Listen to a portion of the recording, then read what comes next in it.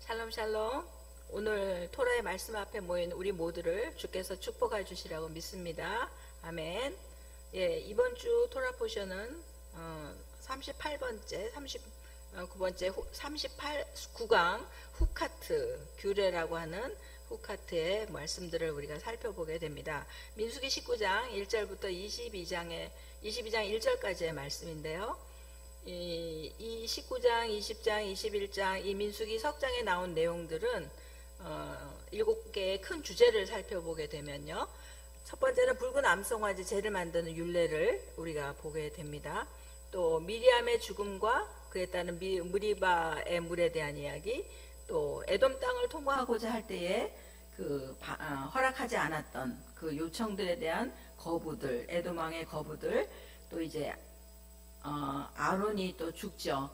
그래서 모세와 함께 그 출애굽의 여정을 이끌었던 3인방 중에서 두 사람이 이제 주님의 부르심을 받습니다. 또 이제 거기서 넘어가서 호르바에서 또 가나안인을 전멸하게 되는 헤렘의 전쟁을 우리가 보게 되고요. 또 그 이후에 큰 전쟁의 승리 이후에 늘 있어지는 넘어짐을 통해서 그 노뱀의 사건들을 우리가 보게 됩니다. 그리고 노뱀 사건 이후에 이제 새 시대, 여호수아를 말미암는 새 시대를 열어가는 그런 정복 전쟁을 마무리하게 되는 그러한 내용들이 이번 주 토라 포션 후카트에 포함된 내용입니다. 그래서 첫 번째 우리가 살펴볼 것은 부정과 또 정결을 위한, 부정을 깨끗게 하는, 또 정결케 하는, 속죄하는 물을 만드는 붉은 암송아지의 재에 대한 이야기들을 우리가 보게 되는데요. 먼저 후카트라고 하는 그 법 또는 규례라고 우리가 정의 내리고 있는 이 단어는 그 파자를 해보면 하나님의 생명을 소망으로 완성한다, 이런 의미를 또 볼 수가 있겠고요. 후카트의 원형은 호크라고 하는 단어에서 지정된 것 또는 어떤 조각, 그것보다 좀 더 깊은 의미가 있는데 그것은 어떤 하나님의 법을 이루기 위해서 지불되어야 하는 것을 의미합니다. 우린 참 은혜를 이야기하는 우리의 신앙생활의 여정 가운데서 어떤 걸 우리가 또다시 뭔가 지불한다라는 것에 사실은 우리가 익숙하지 않습니다. 그런데 우리가 이제 이 토라의 말씀이나 사실은 우리가 신약의 복음서를 읽고 있는 그 복음서 안에도 보면 우리가 생각하는 내용의 지불은 아니지만 어쩌면 가장 큰 지불, 그것은 우리 자신을 제물로 드려야 하는, 즉 우리 자신의 육신적인 혼적인 영역의 모든 것들을 사실은 부인해야 되는 커다란 대가 지불이 사실은 깔려 있는 것이죠. 그런데 우리가 그것이 뭐 재정이라든지 또 눈에 보이는 어떤 환경이라든지 우리가 생각할 수 있는 기준에서의 그런 내용과는 조금 다를 수 있지만 영적인 하나님의 말씀이 성취되는 데는 역시 그 영적인 것을 위해서 육이 죽어야 하는 부분의 대가 지불은 구약이나 신약이나 동일하게 우리 가운데서 이루어져야 한다는 것을 보게 됩니다. 그리고 따지고 보면 이 우리 토라의 본문을 통해서 살펴보게 되는 규례라고 하는 것들은 정말 우리 이 시대에는 이해되지 않는, 이게 과연 무슨 의미가 있을까 할 정도로 이해되지 않는 것들이 많지만 하나님은 그때나 지금이나 우리에게 하나님의 것을 다 알려주시지 않습니다. 한 걸음 한 걸음 바로 앞에 것들을 조명해 주시고 알려주시면서 결국은 우리가 그것들을 믿고 행할 때에, 순종해 나갈 때에 비로소 깨닫게 되는 많은 하나님의 비밀들을 여전히 감춰두고 계시는 것들을 보게 됩니다. 그래서 오늘 보게 되는 붉은 암송아지, 파라 아두마라고 우리가 기록되어 있는 그 붉은 암송아지의 이야기도 마찬가지입니다. 사실은 붉은 암송아지, 그 암컷이 상징하는 어떤 생명의 의미, 또 송아지가 상징하는 소의 새끼, 소의 아들 격을 생각해 보면 결국은 우리는 여기서 예수 그리스도를 우리가 비추어 보게 됩니다. 그리고 송아지는 어차피 제물로 드려지게 되죠. 결국은 죽습니다. 그가 피를 흘리게 되죠. 그리고 피를 통해서 정결케 되는 것은 동물의 제사나 우리 하나님의 아들 예수 그리스도의 보혈이나 동일합니다. 즉 동물의 피가 우리의 죄를 속했던 그 내용이 결국은 수많은 동물을 죽여야 하는, 때마다 절기마다 그 수많은 동물을 죽여야 하는 그 속죄의 법들이 이제 아들이 단번에 이루신 속죄로 말미암아 완성되었다는 것. 그 보이는 형태가 다르지만 오직 피를 통해서, 생명을 통해서만 속죄가 이루어진다라고 하는 하나님의 원리는 동일하다라는 것이죠. 그래서 이 붉은 암송아지의 법은 토라 가운데서도 아주 중심되는 법이고 강조되는 법이라는 것이죠. 그래서 이 법이라고 하는 것은 변개할 수 없는, 그리고 그 원리를 바꿀 수 없다라는 의미가 또한 강조됩니다. 그리고 우리가 또 보게 되는 것은 부정한 자들에게 그 죄의 물, 암송아지를 태운 그 죄를 흐르는 물에 담아서 만들어낸 그 정결케 하는 그 물은 피가 속죄를 상징한다면 이 물은 정결함을 우리에게 허락해 주는 것이죠. 우리가 부정하다라고 할 때 우리가 여자들이 출산했을 때도 부정하다는 표현을 썼는데 그 부정은 죄의 의미와는 조금 다릅니다. 그래서 죄의 의미는 아니고 더러워진 것들을 깨끗게 한다는 의미가 있는 것이죠. 그렇다면 그 암송아지의 죄, 그가 죽음으로 말미암아 우리에게 주어졌던 그 죄를 흐르는 물에 담아서 그것을 정결하게 하는 물로 사용한다라면 그 정결하는 물 속에 당연 물이 상징하는 진리의 법, 또 물 안에 흐르는 생명, 예수께서 말씀하신 내가 주는 물은 영원히 솟아나는 샘물이 될 것이다. 그 물이 상징하는 진리의 의미를 우리가 보면서 또한 예수님께서 제자들에게 가르쳤을 때 온 몸을 씻은 자는 다 씻을 필요가 없고 발만 씻으면 된다라는 그 정결의 법을 주님께서 말씀해 주신 것처럼 이것은 속죄와 더불어 매일매일 우리 속에서 더러워지는, 부정케 되는 우리의 모든 삶에서 그것을 정결케 하는 법을 동시에 우리에게 가르쳐주고 있다라는 생각이 듭니다. 그래서 이 이스라엘 백성들의 이 광야의 여정은 결국은 우리가 쭉 본 물을 찾는 여정이었고, 물이라고 하는 진리를 찾는 여정, 또 하나님의 백성으로서 훈련되어지는 과정, 진리의 사람이 되어가는 과정이었다면 결국 우리의 현재, 우리가 살아가는 우리의 인생 또한 다르지 않습니다.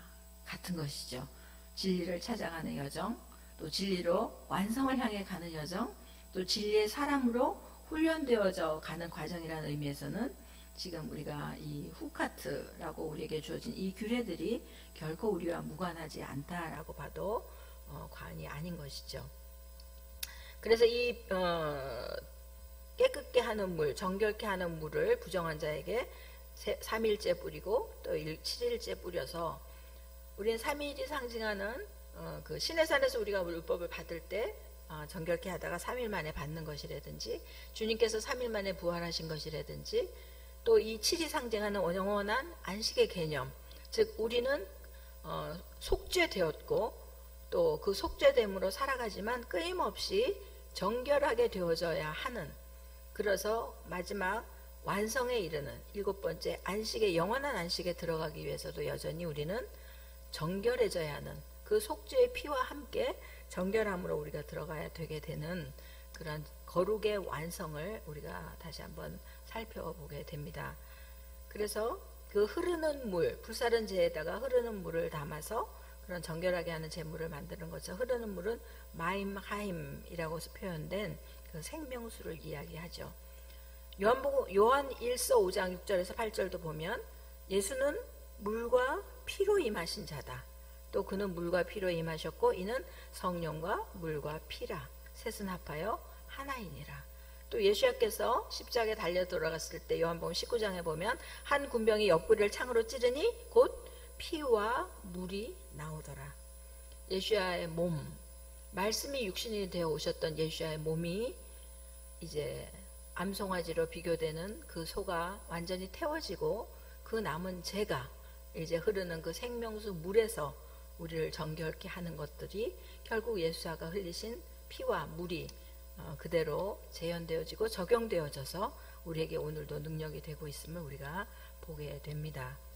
그리고 이런 정결하게 하는 물을 만드신 뒤에 이제 20장으로 넘어가면 결국 가데스에 이르게 되고 미리암이 거기서 죽습니다.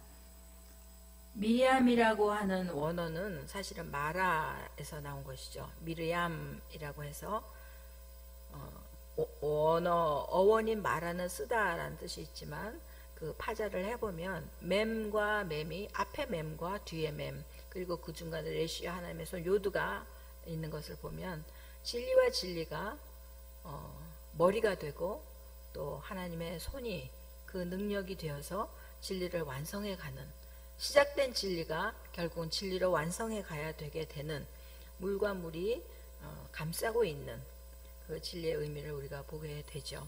그래서 이 표면적인 이유는 미리암은 모세에게 비방을 해서 문둥병에 걸렸고 또 모세의 중보기도를 말미암아 그가 나음을 입었지만 그가 상징했던 그 전승에 보면 미드라시에 보면 그는 의롭고 선한 선지자로 인정되어 있습니다. 그래서 그녀의 죽음에 무관심하게 겨우 한 줄 이렇게 나오죠. 이스라엘에게 미리암은 사실은 그 전승에 보면 미리암의 우물이라고 해서 늘 이스라엘 백성들 가운데 우물을 파면 물이 나오게 했던 어떤 근원이라는 그런 전승도 있었습니다. 그런데 미리암이 죽고 나서 그 20장 2절에 보면 바로 물이 없어집니다. 그리고 그 물이 없음으로 해서 저들이 비방을 했고 그 비방으로 말미암아 이제 다시 무리바의 사건들이 이제 생겨나게 되는 것이죠. 여기 그 가데스라고 하는 곳, 가데스는 알다시피 1세대가 가나안 정탐을 위해서 떠났던 곳이고 또 불평하고 원망해서 심판을 다 받은 장소인데 2세대 역시 다시 이곳에서 원망을 하죠. 그러나 그럼에도 불구하고 하나님께서는 역시 물을 주셨고 이제 모세와 아론은 결국 이 무리바 사건 때문에 가나안에 들어가지 못합니다. 그리고 여호수아가 지도자로 새롭게 임명이 되고 또 아론의 아들인 엘라살이 이제 아론의 옷을 이어받고 새로운 제사장으로 임명이 되는 어쩌면 결정적인 원인을 제공한 장소이고 또한 사건이 되는 것이죠.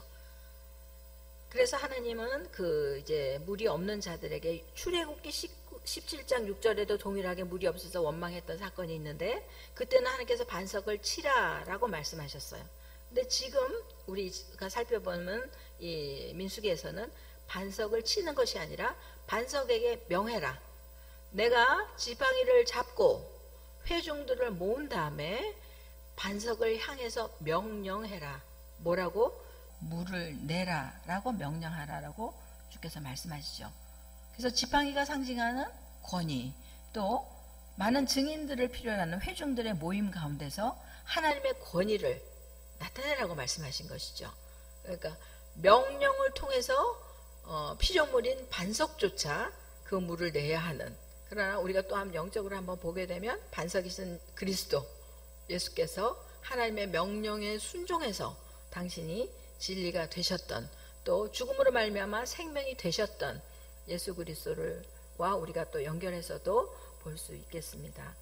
그래서 그런 명령 앞에 모세는 반석에게 명령을 한 것이 아니라 반석을 치죠. 그리고 하나님은 그들을 이제 모세와 아론을 가나안 땅에 들어가지 못하게 된다라고 말씀하십니다. 우리가 지금 민수기 20장 10절에 나타난 모세와 아론의 치명적인 실수가 있는데요. 거기 보면 그들은 이렇게 이야기합니다. 반역한 너희여. 그러니까 이스라엘을 향해서 너희가 반역했다라고 이야기하죠. 어떻게 보면 반역을 했다 안 했다는 하나님의 영역일 수 있는데 모세가 조금 이제 노함으로 말미암아 사람의 성내는 것이 하나님의 의를 이루지 못한다라고 야고보서는 이야기하는데 그래서 이스라엘에 대한 약간의 모욕이 있었고요. 우리가 너희를 위하여 물을 낼 것이냐?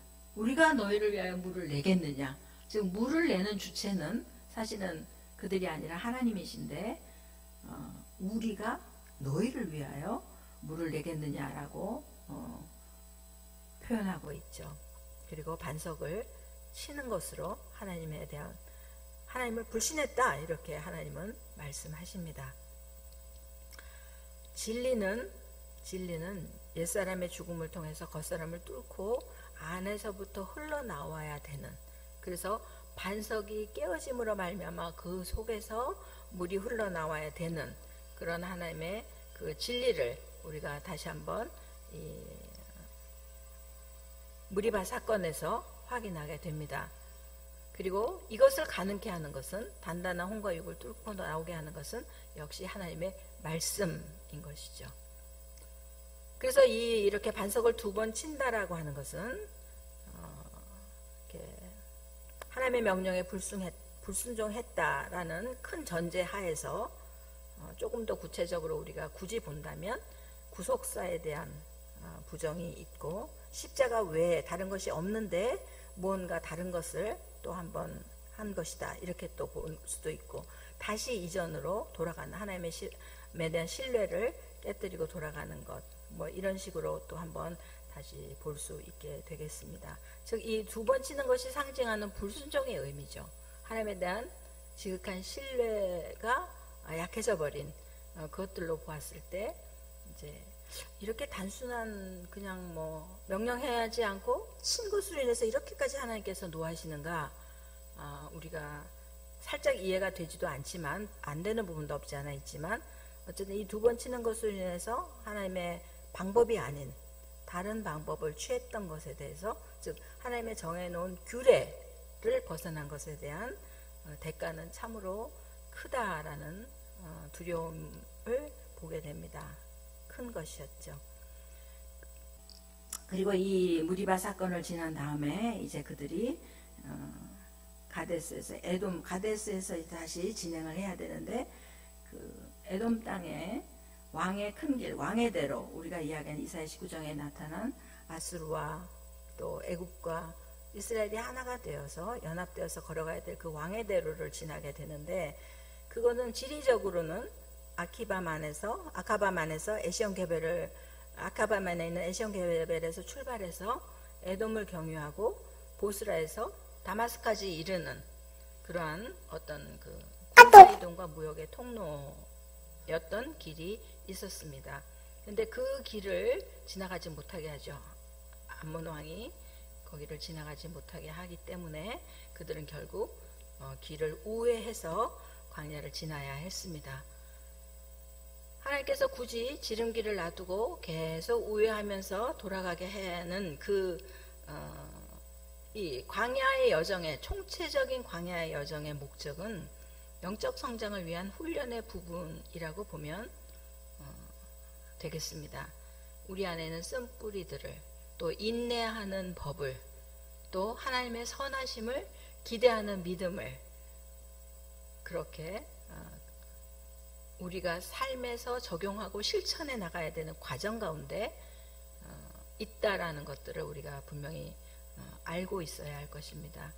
우리가 살아가는 인생의 광야, 오늘 우리의 삶 가운데서 여전히 이렇게 가면 똑바르게 빨리 갈 수 있는데 돌아가야만 하는, 또 다른 기다려야만 하는, 또 불편함을 감수해야만 하는 모든 과정들은 이 여정을 통해서 우리에게 하나님의 성품, 거룩한 신의 성품을 훈련하기 위한 하나님의, 어쩌면 훈련의 과정, 더 나아가서 큰 사랑의 예정의 안에 있는 하나님의 손길이라고 보면 되겠습니다. 그래서 지름길을 비껴나가게 될 때는 피하는 것도 지혜인 것이죠. 굳이 우리가 그 길을 가겠다라고 하면 전쟁을 일으키든지 또 부닥쳐야 되는데, 우리에게 중요한 것은, 우리는 늘 좀 더 빨리 가고 조금 더 성공하고 조금 더 다른 사람보다 높이 가고, 뭐 요즘 많은 광고의 어떤 캐치프레이즈처럼 더 높이, 더 멀리, 더 넓게인가 많이인가 모르지만 하여튼 그렇게 하지만, 사실은 그것보다 더 중요한 것은 방향이죠. 제대로 가고 있는가. 빨리 가도 방향이 틀리면 다시 돌아와야 하기 때문에 조금 늦더라도, 또 조금 기다리더라도 하나님이 원하시는 방향대로 가는 것이 더 중요한 것이죠. 이 과정을 지나면서 또 드디어 호르산에 이르러서 아론이 죽게 됩니다. 그래서 그 대제장의 직분은 이제 아론에서 아들인 엘르아살에게로 위임됩니다. 그래서 호르산에서 아론의 옷을 벗고 이제 엘르아살에게 입히면서 참 사는 많은 이야기들을 품고 있고 또 우리에게도 말해주고 있습니다. 그래서 예수님께서도 변화산을 통해서 이제 변형된 모습을 우리에게 보여주셨죠. 그래서 아론의 대제사장 직임이 상징하는 것은 어쩌면 광야에서 불순종한 1세대의 이스라엘의 사명을 예표하고 있기도 합니다. 그 엘르아살, 아들 엘르아살의 이름이 상징하는 것처럼 하나님이 도우시는 자, 또 하나님은 돕는 자이시다 라고 하는 이제 엘르아살과 여호수아의 그 시대에 있어서 제 두 번째 세대의 사명은 1세대가 광야를 방황하는 것이었다면 2세대 사명은 실질적인 전쟁을 치르는 것이었습니다. 1세대가 보고 왔던 그 땅을 실제적으로 자신들의 땅으로 만들어가는, 실제적으로 하나님의 언약이 성취되는 것을 보게 하는 그 과정은 그들에게 있어서는 전쟁이었습니다. 여러분, 우리는 뭐 오랫동안 전쟁을 겪지 않아서 전쟁의 실상을 사실은 피부로 느끼지는 못하고 있지만, 전쟁은 참으로 어떤 것도 한순간 앞도 예측할 수 없는 일촉즉발의 변화되는 상황들 안에서 견뎌내야 되고 또 지켜내야 되는 위급한 상황들이 있죠. 그런데 이들이 이 2세대가 전쟁을 치르면서 배워가는 것은 뭐냐면, 전쟁은 우리가 치르는 것이 아니다. 그 전쟁의 승패는 우리에게 있지 않다. 전쟁은 나에게 속하지 않았다라는 것들을 배우게 되죠. 그래서 전쟁은 여호와께 속한 것이다라는 고백들을 이제 저들이 삶 속에서 하게 되는, 또 그것들을 배워가게 되는 그런 과정들이 이제 그 두 번째 세대, 2세대 가운데서, 그들의 삶 가운데서 실제로 적용이 됩니다. 그래서 아론의 죽음이 상징하는 그 제사장의 죽음으로 제사장의 완성이 적용되는 무트라고 하는 것은 그 진리가 그 마지막 십자가를 통해서 연결되어지고 십자가를 통해서 완성되어진다라고 하는 죽음의 의미를 아론이 보여주고 있는 것이죠. 그리고 그들은 이제 호르산에서 이제 호르마, 헤렘이라고 하는 것은 전멸시키는 겁니다. 그러니까 전멸시킨다는 의미는 결국 그 전쟁은 온전히 여호와께 속한 것이기 때문에 그 전쟁에서 얻어지는 모든 노획물을 포함해서 모두를 하나님께 드리겠습니다라고 하는 아주 온전한 헌신의 의미가 있죠. 그래서 이 백성들과의 전쟁에서 이스라엘이 승리하면서 그들은 이 헤렘 전쟁을 치루었고, 그 후에 바로 이제 홍해 길을 지나서 가면서 그 백성들의 마음이 상했다 이렇게 되어 있습니다. 직진 가면 빨리 갈 수 있는 길을 허락하지 않았기 때문에 우회해서 돌아서서 가면서 뭐 힘들기도 많이 힘들었겠죠. 그래서 그들의 마음이 상하면서 그들에게서 그 마음이 상할 상황에서 원망하지 않는 것, 이것이 능력인데, 이 세대들이 다시 또 원망을 하면서 이제 또 만나를 하찮게 여기죠. 여기서 하찮게 여긴다라고 하는 의미는 이 케로켈이라는 단어를 써서 카랄이라는 원어에서는 멸시하다. 이것은 이제 보면 부모를 경히 여기는 자는 저주를 받을 것이다 라고 하는 어떤 그 십계명을 풀어놓은, 그러니까 부모를 공경하는 것과 반대되는 개념, 가볍게 여기고 또 하찮게 여기고 더 나아가서 멸시하는 것을 의미합니다. 만나를 하찮게 여겼다라고 하는 것은 광야에서 얻을 수 없는, 정말 하늘로부터 만나가 내려오는 것들을 실제로 보고 그것을 먹었던 자들이 만나를 하찮게 여긴다라고 하는 것은 하나님의 은혜뿐이 아니라 그 은혜를 주신, 만나를 만들어서 주신 하나님을 멸시하는 것과 하찮게 여기는 것과 같기 때문에 이것이 하나님의 마음을 몹시 상하게 하게 됐고, 그들은 불뱀으로 말미암아 물려 죽게 됩니다. 그 불뱀이 말하는, 불뱀의 단어가 가지고 있는 샬라프란 단어에는 패와 함께 샤르, 통치하다라는 뜻을 가진 샤르란 단어의 합성어입니다. 그래서 이 샬라프는 입으로 통치하는 것, 즉 이것은 말로 통치하는 것과 같은데, 말로써, 어떤 말? 원망하는 말로써 자신의 인생을 이끌어 가게 되는, 그것이 불뱀이라는 뜻입니다. 그 불뱀이 갖는 단어 속에 이런 의미가 있는 것이죠. 그렇다면 우리가 살아가면서 어떤 모든 상황 가운데 하나님의 은혜 가운데 살지만 그 은혜를 하찮게 여기거나 또 하나님 베풀어진 모든 환경에 대해서 자족하며 감사하지 못하며 원망하고 불평하는 모든 것들은 마치 이스라엘 백성들이 광야에서 불뱀에 물려서 죽는 것처럼 우리 영혼을 죽이는 일입니다. 즉 우리 영혼을 불뱀에 내어주는 것과 같은 것이죠. 그런 이스라엘 백성들에 대해서 심판하시면서 하나님은 여전히 구원의 길을 열고 계시는 것이죠.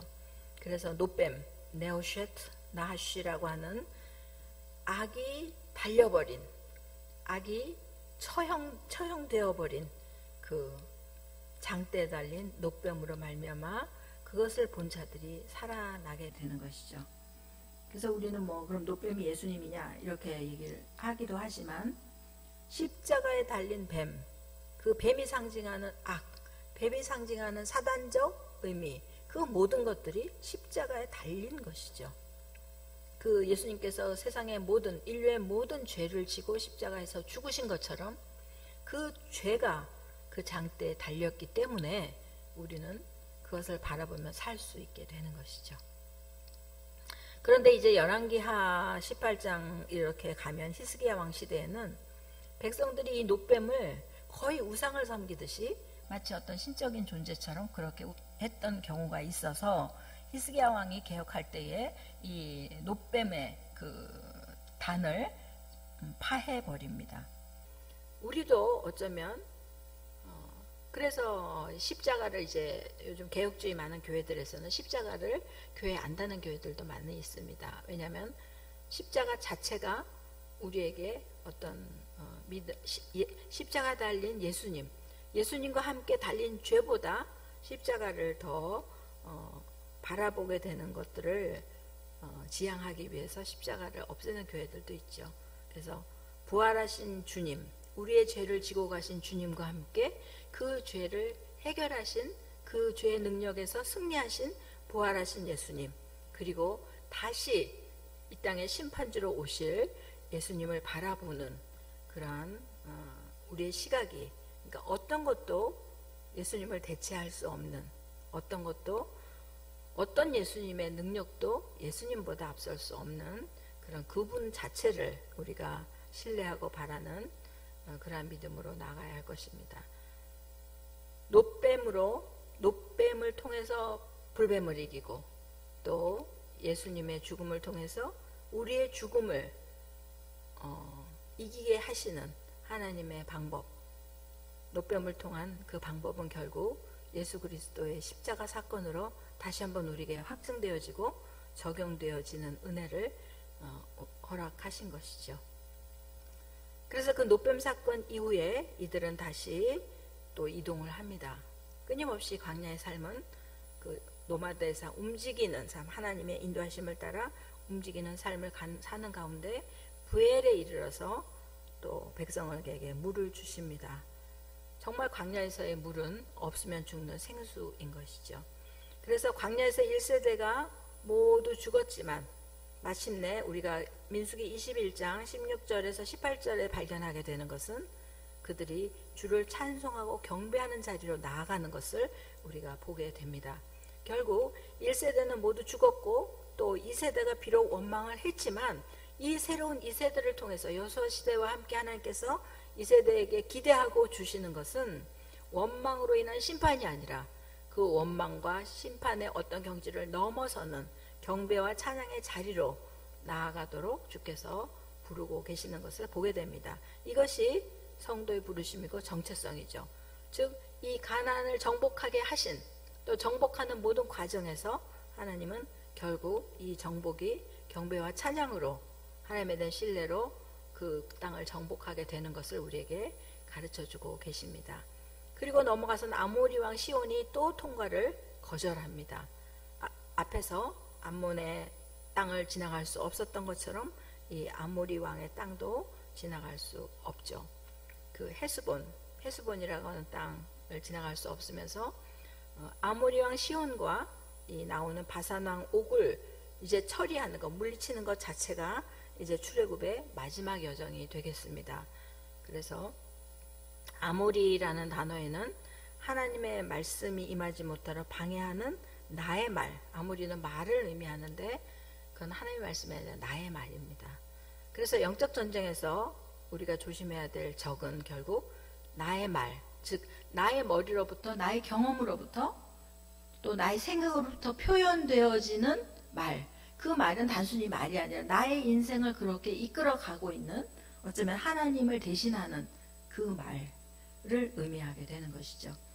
그래서 그 말로부터 우리를 하나님께서 자유케 하셨고, 또 바산왕 옥이 상징하는 그 바산이라고 하는 땅은 과실이 많은 땅이라고 합니다. 그리고 그 바산왕 옥은 굉장히 키가 큰 거인의 존재였는데, 그 옥은 우리가 원수에게 빼앗겼던 그 땅에 대해서, 또 빼앗겼던 열매들에 대해서 우리가 찾아야 할 열매의 어떤 상징을 보여줍니다. 그래서 이 마지막 출애굽 여정에서의 마지막 전쟁을 통해서, 모세가 치른 전쟁을 통해서 이제 가나안의 정복을 준비시키게 되는 것이죠. 그래서 우리는 사실 살아가면서 우리 안에 하나님께서 미리 주셨던 것들을 우리가 모르는 새에 빼앗겼던 것들이 참 많이 있습니다. 우리의 전통적인 문화 속에서도 그렇고, 또 우리의 삶에서도 우리가 빼앗겼던 것들을, 어쩌면 우리가 지나온 시간 동안 하나님이 주시고자 했는데 우리가 거룩하지 않아서, 부정해서, 정결하지 않아서 받지 못했던 것들, 또 성경에 나타난 말씀, 너희가 얻지 못하면 구하지 아니했기 때문이다. 우리가 구하지 않았던 것, 또 너희가 구하여도 얻지 못한 것은 잘못 구했던 것이다 라는 주님의 가르침처럼, 우리가 이런저런 많은 이유로 인해서 우리에게 주어질 것들이, 빼앗긴 것들이 있었다면, 주님 이번 주간에 우리가 후카트, 주께서 가르쳐주신 그 규례와 명령의 법을 따라서 우리가 속죄가 되고 날마다 정결케 되고, 또 우리의 말이 아닌, 우리의 생각으로부터 나온 말이 아닌 우리의 입술이 하나님의 언약의 말씀을 선포하면서 우리에게 주어질 그 승리를 통해서 우리가 잃어버렸던 열매들을, 또 잃어버렸던 우리의 권세들을 찾아가고 회복하는 그 은혜가 있는 한 주가 되기를 축복합니다. 샬롬. 우리 기도하면서 마무리하겠습니다. 하나님 감사합니다. 우리에게 놀라운 승리의 법을, 정결의 법을, 속죄의 법을 주신 주님을 찬양합니다. 이들처럼 진리를 찾아가는 광야의 여정 가운데, 우리의 인생 가운데 진정한 진리, 진정한 하나님의 은혜와 말씀과 생명들로 충만하고 복된 한 주 될 것을 믿습니다. 그리고 그런 우리의 승리가 그동안 우리 인생 가운데 빼앗겼던 열매들을, 또 우리의 복을 회복하고 찾아오는 복된 한 주 될 것을 믿고 감사하며 예수의 이름으로 기도합니다. 아멘.